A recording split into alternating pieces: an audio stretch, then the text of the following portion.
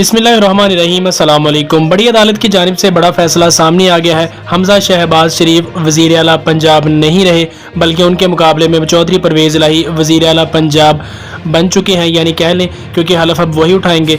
और supreme court की जानिब से जिस फैसले का इंतज़ार था वो सामने आ चुका है कि हमजा शहबाज शरीफ बतौर वज़ीर आला मज़ीद काम नहीं कर सकेंगे। गुज़िश्ता 3-4 रोज़ से ये मामला जारी था कि डिप्टी स्पीकर दोस्त मज़ारी ने जो रूलिंग दी थी वज़ीर आला के हवाले से, जो वोटिंग हुई थी, तो उसमें काफली के 10 वोट कैंसिल किए गए थे और ये कहा गया था कि हमजा शहबाज शरीफ 3 वोटों की बरतरी के साथ वज़ीर आला नामजद हो चुके हैं।